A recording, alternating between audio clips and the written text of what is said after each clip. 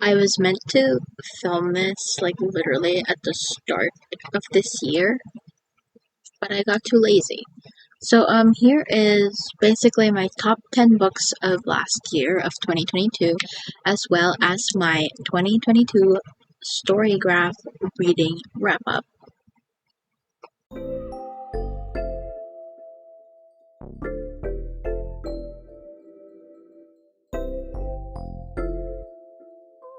I don't have a camera, so I'm literally using my phone, not my phone, my laptop webcam to film this. So yeah, I'm just gonna screen record my phone and we're gonna take a look at my 2022 reading wrap up. So let's see. You finished reading 40 books, which, hey, to me, that's a very big milestone. Right, I didn't really set a goal for last year because I feel like that would have been like too, um, that would have put a lot of pressure on me, and I didn't want that. So 40 books is great across 14,282 pages. My very first book is The Atlas 6. Yes, I remember, because I really enjoyed that. And here we are 1 year later, and I'm currently reading the sequel because I wanted that book. I wanted The Atlas Paradox to be the very first book I read for 2023.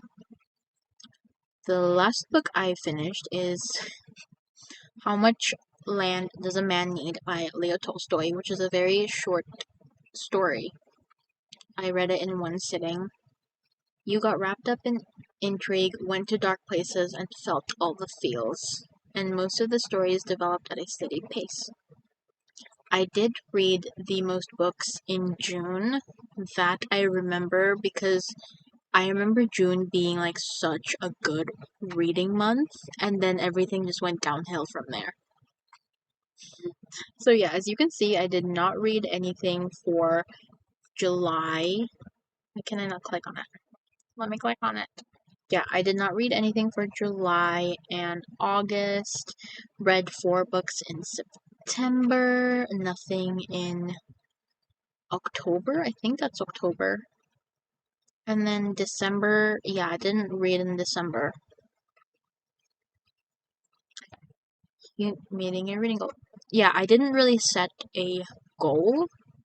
I sort of just put like one book, and so yeah, we can ignore that. The genres you spent the most time with in 2022. Mystery. I read 12 mystery books. Cool. 9 classics. That's great. We are going to increase that number for 2023 because 2023 is the year of classics for me. So, and 7 fantasy books, 8 romance books, and 10 YA books. What's this one? The longest book. The longest book I read is Pretty Girls by Karen Slaughter at 688 pages. Oh my god, kind of proud of myself for that one. And the shortest book is Letters to a Young Poet with 51 pages.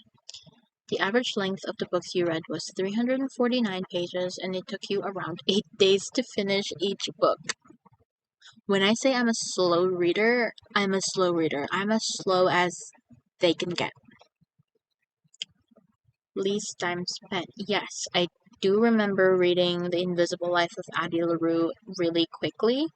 I think it was like one of those books I read in one sitting. 68 days. No. No, I think I forgot to mark this book finished when I actually finished reading it. So ignore that one. We are ignoring that. I read a lot of Agatha Christie last year. 5 Agatha Christie books, 3 Holly Jackson books because I read the A Good Girl's Guide to Murder trilogy, and Kiara Cass's The Selection series. I read the first 3 books. Average rating 3.95. Okay, that's not bad. My 5-star reads for 2022. Yes. So we have the Atlas 6, which again was the very first book I read for last year, and I really enjoyed it. So 5 stars. Seven Husbands of Evelyn Hugo. I read that one twice in that same week. Like I finished reading it, and then I spent about a day just kind of thinking about it, and then the day after that I like read it again.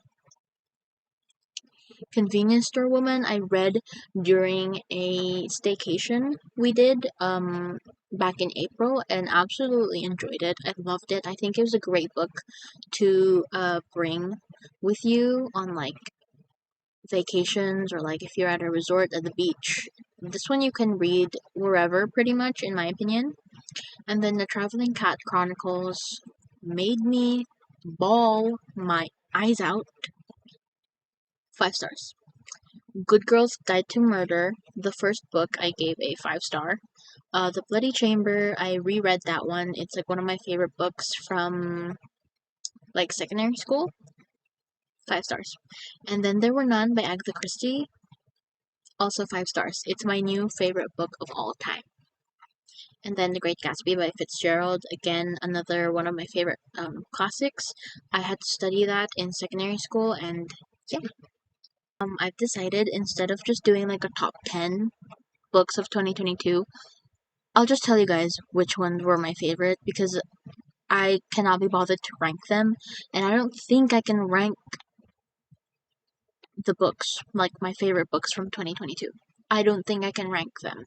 So I'm just gonna tell you guys my favorites from last year. I'm just looking at my storygraph again, looking at all the books I read from last year. I can already see which ones I want to pick. So I'll go from the very beginning. The Atlas 6 by Olivia Blake was my very first read from last year, and I absolutely loved it. I'm currently reading the second book in the series, The Atlas Paradox, and yeah, I had just started. I'm not even halfway through it, but I can't wait to finish it. And then, what's another book that The Seven Husbands of Evelyn Hugo has such a special place in my heart. I think about that book every day. 5 out of 5. It's great. I need to read more Taylor Jenkins Reid, because that's the only one I've read so far. A Good Girl's Guide to Murder trilogy by Holly Jackson. Devoured it. Devoured it. I read all the books in 3.5 days, just because it's so good. It's also pretty fast paced in my opinion, so I was able to read it really quickly. But I loved that trilogy. One of my favorite trilogies now, and I am looking for more books that's like that. Then we have The Traveling Cat Chronicles. If you're looking for a book to make you like just sob, like completely sob, like a baby, read that one. Book Lovers by Emily Henry. This is the second, I think, I think this is the second Emily Henry book I've ever read, and I like this one better than her other books. I'm not like, I don't think I ever finished Beach Read. I think I DNF'd that one. Oh man, I can't remember. It's either Beach Read or The People We Meet on Vacation. I can't even remember. But Book Lovers, really, really good. I love both the main characters. I love the female lead, Nora. I feel like she's very different from what you normally get in these contemporary romance books. And I really like how this is like a book within a book, if that makes sense. If you know, you know. Let's see. Pachinko. Special mention to Pachinko. I don't think it would be in my favorites of 2022, but I would like to give it special mention. Just because I also really liked the experience of reading Pachinko. Does that make sense?